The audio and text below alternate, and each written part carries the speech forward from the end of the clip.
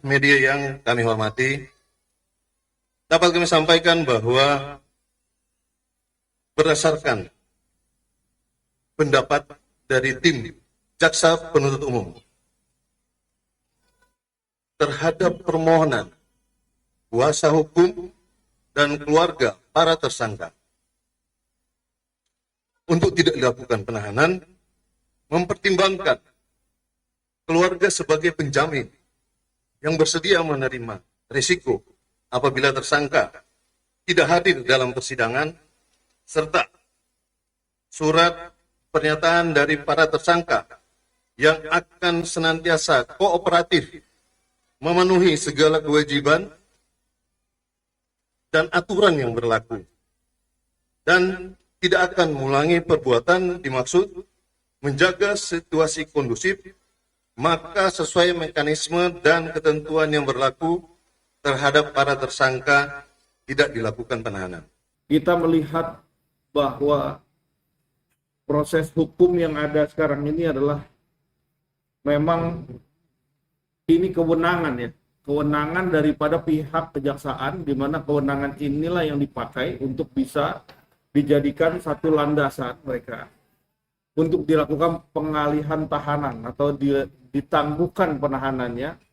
Tetapi ingat bahwa ini adalah satu role model penegakan hukum, baik itu dari tingkat kepolisian maupun di tingkat kejaksaan. Seperti itu.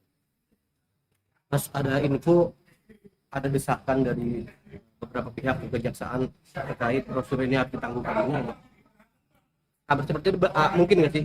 Ya, kalau kita lihat di sini kan, kalau memang itu ada desakan, kalau itu di situ ada satu tekanan atau ada yang intervensi, tentunya ini menjadi poin, menjadi satu alasan, ya, menjadi alasan kenapa ini kan adalah menjalankan supremasi hukum, penegakan hukum, yaitu tindakan hukum yang dipakai ataupun yang dilakukan oleh pihak para penegak hukum, baik itu tingkat polisian, kejaksaan, nanti di pengadilan.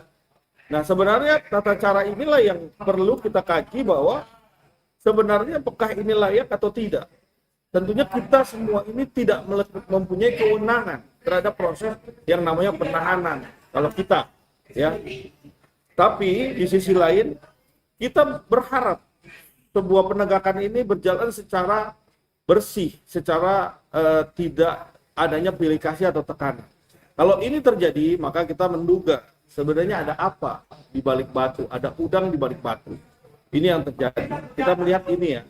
Tapi biarkan proses ini menjadi satu sejarah, suatu penegakan yang kita lihat, kita nilai juga bahwa sebenarnya ada apa? Sebenarnya ada siapa ya bisa seperti ini? Bisa dilakukan penegakan hukum seperti ini gitu.